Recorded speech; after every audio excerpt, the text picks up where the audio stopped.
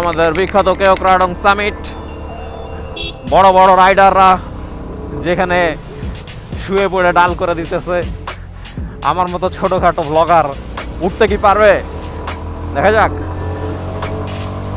Let's go, baby! The first climb here.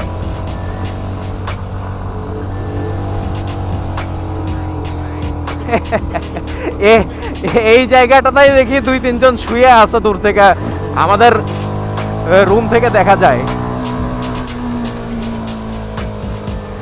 250 সিসির engine নিয়ে এইসব তো ডাইল ভাত ভাই।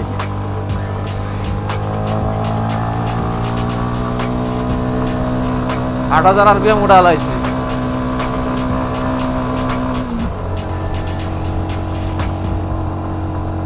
শুরুতেই ভালোই খাড়া ছিল, আশা করতেছি সামনে আরো খাড়া হবে।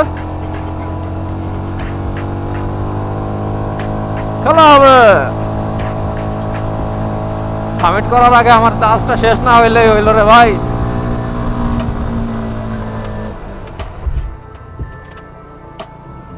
যাই একটা টান দিয়ে দেই। ভাই তো আস্তে উঠে গে। ওয়াও, হ্যাঁ 2 গিয়ারে যে পাওয়ারটা দেয় এইসব রাস্তা তো মাখন। I love higher cc bikes. What a torque!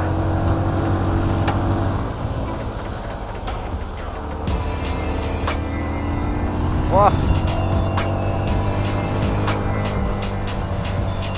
আমার ভিডিও এখন হইতেছে রেস এগেইনস্ট চার্জ। চার্জ শেষ হওয়ার আগে কি আমি আমার ভিডিও শেষ করতে পারবো?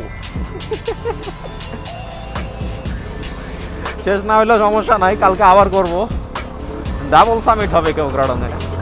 ও উপরে ওয়েদারটা ঠান্ডা, সেই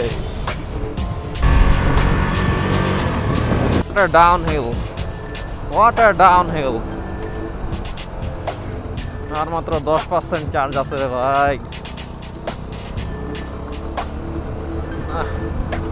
একটা পাওয়ার ব্যাংকও নিয়ে আসি নাই, কি ভাল লাগে। ওই যে আমাদের সামনে দার্জিলিং পাড়া, এই সেই বিখ্যাত দার্জিলিং পাড়া। চলে আসছি, এখানে একটু ছবি তুললে যাই, দেন আবার সামনে খাড়া পাহাড়।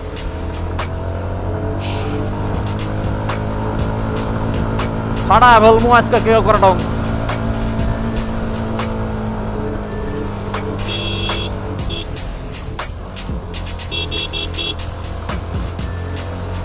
উল্টা দিক থেকে কন্টিনিউয়াসলি বাইকাররা আসতেছে, এই জন্য কেয়ারফুলি উঠা লাগতেছে।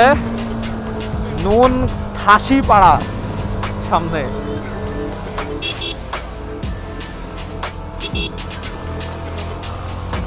সেকেন্ড গিয়ারে রাখাই বেস্ট অপশন বেশি খাড়া জায়গাগুলোতে, কারণ অপোজিট থেকে গাড়ি যখন আসবে তখন আমার যদি ক্লাচ ধরতে হয় পাওয়ার লস হবে। ক্লাচ এখানে কোনো অবস্থাতেই ধরা যাবে না। সেই রকম গিয়ার রেশিওতে অবভিয়াসলি রাইড করবেন, লাগলে ফার্স্ট গিয়ারে দিবেন। ওই তো সামনে কেওক্রাডং এর মাথা দেখা হচ্ছে, ওই যে বড় বড় রিসর্ট দাঁড়িয়ে আছে। এই রাস্তার জন্য এত কান্নাকাটি ভাই, সিরিয়াসলি। এই রাস্তা তো কিছুই না, এত চওড়া রোড, এত স্মুথ রোড, জাস্ট একটু খাড়া। এর থেকে যারা এই রাস্তায় গড়াগড়ি দিয়ে পড়ে যায় ভিডিও বানায়, এদের যদি মারাংটাকে উঠায় দেওয়া হয়, এরা তো পাহাড়ের নিচে পড়ে যাবে।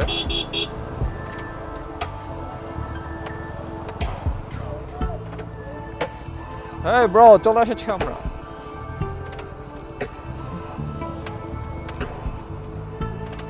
এখানে রাখি।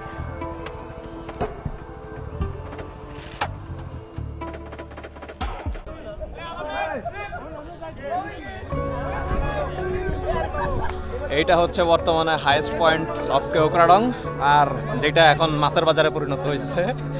এই যে দেখেন খালি মানুষজনের অবস্থা। ওই নিচে হচ্ছে সব গাড়ি বাইক পার্ক করে, আর এইটাই লাস্ট পয়েন্ট। এই যে এই ছাদের উপরে দাঁড়াইলে ওইটারে বলা যায় সব থেকে উপরে।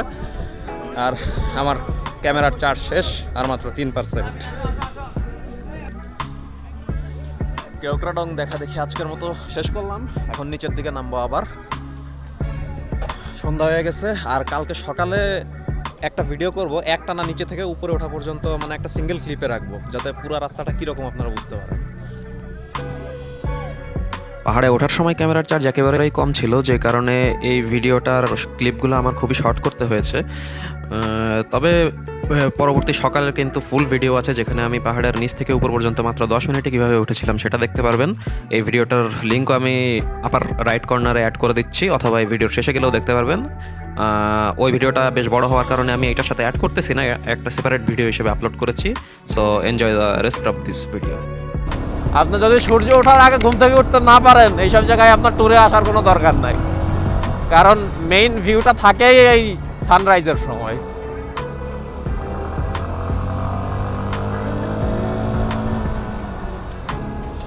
এই যে আর একটা ডেঞ্জারাস বাঁক। দুইটা বাইকই প্লেস করি, আপনি ঘুরায় সোজা করেন, দেন আমি এখান থেকে দিতেছি। So this is the last step. এই যে কেওক্রাডং 0 কিলো, এখানে এখন আমরা দুইটা বাইক রেখে ফটোশুট করব, দেন ভিউ যা দেখার।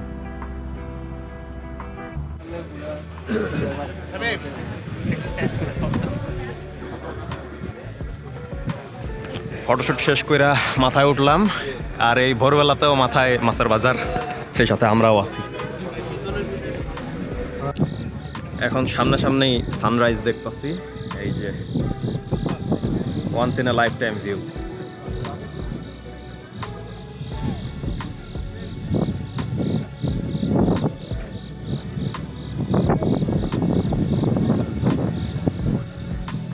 চোখের সামনে জাস্ট কয়েক মিনিটের ভিতরে সূর্য উঠে গেল। এখন দাঁড়ায় আছি, এটা হচ্ছে কেওক্রাডং এর উপরে একবারে হাইয়েস্ট পয়েন্ট। আমার নিচে হচ্ছে মেইন পাহাড়টা, আর পাহাড়ের উপরে যে একটা রিসোর্টের মতো আছে, এটার ছাদে দাঁড়ানো।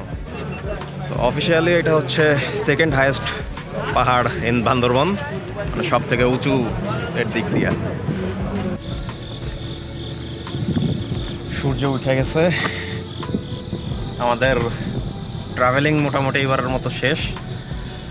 আজকে আর বেশিক্ষণ থাকবো না, এরপরে বগালেকের ওখানে যা নাস্তা করে আবার রওনা দেবো কক্সবাজারের দিকে। আর আমার ট্রাভেলিংয়ের ভিতরে এই যে কেওক্রাডং ঘুরে যাচ্ছে, এরপরে আবার 2 বছর মতো তো যশোরে ছিলাম, কক্সবাজারে ছিলাম, এখন আবার যশোরে শিফট হয়ে যাচ্ছি। সো হয়তো আর মোটামুটি একটা লং টাইমের ভিতরে এরকম ঘোরাঘুরি করার সুযোগ পাবো না, বাট এই 4-5 বছরের মধ্যে যা ঘুরছি, এটা আসলে নেক্সট 5 বছর আর পাহাড়ে না আসলেও আফসোস হবে না।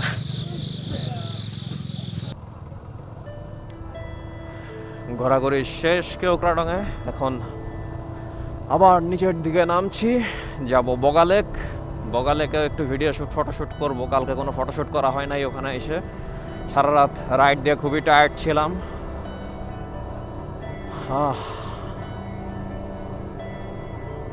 What an amazing environment, what an amazing view, সবই জোস।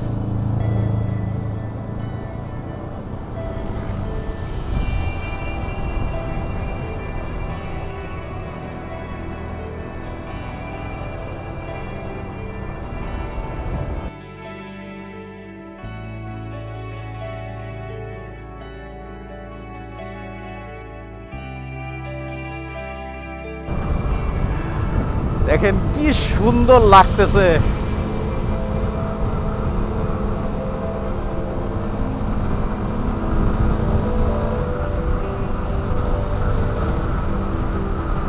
এই রাস্তায় একটু ফটোশুট করা দরকার।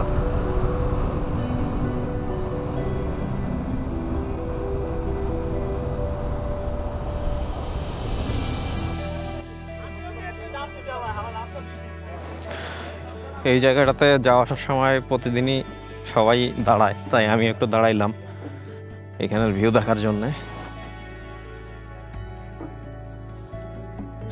এই যে ভিউ হইলো এইদিকে, নিচ দিয়ে পুরা মেঘ দিয়ে ভরা। বগালেকের মাথার উপরে এই ভিউটা পাই নাই, আজকে মেঘ কম, না হইলে ওই মাথার উপরেও নিচে পুরাটা এরকম মেঘের লেয়ার থাকার কথা ছিল। যাই হোক, কপালে না থাকলে কি করবো। তারপরেও সানরাইজের যে ভিউটা পাইছি সত্যি দারুণ ছিল। আর এই সামনে যা দেখতেছি, ওয়াও, এইরকম ভিউ দরকার ছিল ওই মাথার উপরে। এটা তো আরো নিচে, মানে আমরা এতটাই উপরে আছি যে এখন মেঘের লেয়ারগুলোও সব আমাদের নিচে নিচে সব মেঘ জমা হয়েছে, উপরে মেঘ নাই। মেঘের উপর দিয়ে ঘোরাঘুরি করতেছি।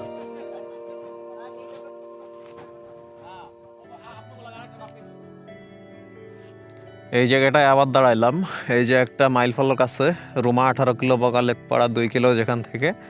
এই যে এই জায়গাটায় দাঁড়াইলে পুরা বগালেকটা এখান থেকে দেখা যাইতেছে। দেখেন এই যে আমার সামনে যেটা, এটাই বগালেক। ওয়াইড অ্যাঙ্গেল ক্যামেরাতে যদিও ছোট দেখাবে অনেক। এখানে এই ভিউটায় একটা ছবি নেওয়ার জন্য দাঁড়ায় পড়লাম। এই দেখেন ওই দিক দিয়ে সব মেঘ এসে ভরে গেছে। বগালেকের এরিয়াটা যদিও ফাঁকা আছে।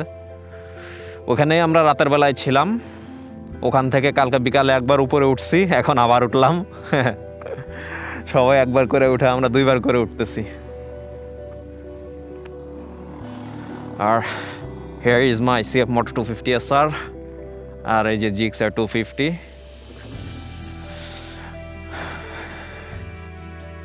খেলা হবে। ওকে গাইজ, আমাদের ঘোরাঘুরি শেষ এবারের মতো। এখন বের হয়ে যাচ্ছি বগালেক থেকে, সোজা চলে যাব কক্সবাজার। কক্সবাজার যেও আবার আমার অনেক প্যারা। কক্সবাজার থেকে এবার বের হয়ে যাচ্ছি, ওখানে আমার কাজকাম শেষ। 2 বছরের মতো ছিলাম, এখন আবার শিফট হয়ে যশোর যাচ্ছি। So I will be back to Jessore. আমার ফুল লাইফ টাইম যশোরেই কাটানো, so I love it at that place. তো সিএফ দিয়ে এটা আমার সেকেন্ড লং ট্যুর কমপ্লিট করতেছি। এখন এই ট্যুরে সিএফ কেমন পারফর্ম করলো সেটা নিয়েও একটা রিভিউ দেওয়া উচিত। এক কথায় বলবো অসাধারণ। পুরা ট্যুরটা যেমনি কমপ্লিট করলাম, সিএফ একবারে মাখনের মতো চলছে, একটা প্যারাও দেয় নাই, কোথাও কোনো প্যারা দেয় নাই। সেই যে ঢাকা থেকে বের হয়েছি তারপর থেকে এই পর্যন্ত বাইকের কোনো কাজের জন্য হাত দেওয়া লাগে নাই। হ্যাঁ, বাইকের পিছের মাঠগাটটা ভেঙে গেছে, আর ওইটা ভেঙে গেছে কারণ ওইটা সিএফের স্টক কোনো জিনিস না। আফটার মার্কেট আইটেম যে কোনো সময় যাইতেই পারে, এই জন্য আফটার মার্কেট আমি জিনিস পছন্দ করি না। এছাড়া বাইকের একবারে 100 to 100 পারফরমেন্স। ও সামনে নদীটা দেখেন, মেবি সাঙ্গু নদী। আচ্ছা সে যাই হোক, ব্রেকিং যা দিতেছে, engine braking plus hand braking দুইটাই তো ইউজ করতেছি। দূরে রাস্তা, braking bite performance 100, engine performance তো 100-তে 200। 250 সিসির বাইক নিয়ে আসলে পাহাড়ে চালানোর মজাই আলাদা। 150 সিসির বাইক ধরেন হায়ার আরপিএমে গেলে ভাইব্রেশনের প্যাটার্নটা চেঞ্জ হয়ে যায়, মনে হয় যে বাইকের ইঞ্জিন একবারে যান যাইতেছে এইরকম অবস্থা। কিন্তু এইটার উপর আমি যতই প্রেশার দিই না কেন, যেখানেই উঠাই না কেন, ইঞ্জিন সেম, মানে ওর যে কষ্ট হইতেছে এরকম কোনো ফিল নাই। এই জন্য যে কোনো পাহাড় টাহাড় হাইওয়ে এনি জায়গায় হাই রেপ করে চালায় মজা। আর আর কি বলবো, বললামই তো। আর মাইলেজ, হ্যাঁ মাইলেজটা দিতে, এই যে পাহাড়ে আইসা তো মানে কোপাকপি লেভেলের মাইলেজ পাইতেছি। এই যে এখনও 4 দাগ ফুয়েল আছে, 161 কিলো চলতেছে, 12 লিটার ঢুকাইছিলাম। সো আই থিঙ্ক 400 কিলো আরামসে পার হয়ে যাবে যা আছে এই দিয়া, মানে 12 লিটার তেল দিয়া। আমি ফুল ট্যাঙ্ক শেষ করে দেন মাইলেজ কত পাইছি এটা একটা রিভিউ দেবো। 35 বা ইভেন 40ও হইতে পারে, যেখানে ঢাকায় আমি 30 মাইলেজ উঠাইতে পারি না। Okay, so this was the short review of CF Moto. আর বাইকটা আর কয়েকদিন চালাই, দেন একবারে একটা ওভারঅল রিভিউ দিব আর কি, বড় সড়ো আকারে। টুকটাক কিছু প্রবলেমও পাইছি, সেগুলো নিয়ে সব কিছু একবারে একটা রিভিউ করবো, এই জন্য একটু লং টাইম চালাইতেছি। বিদায় বগালেক, বিদায় কেওক্রাডং। অপূর্ব সুন্দর জায়গা, বান্দরবনের সব থেকে সুন্দর জায়গাগুলোর ভিতরে একটা।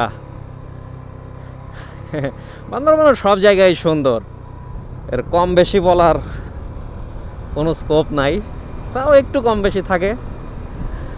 বাট সেখানে কেওক্রাডং আর বগালেকের সৌন্দর্য উপরের দিকেই থাকবে।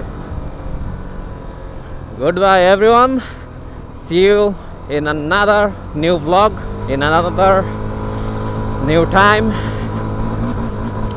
up to now, peace.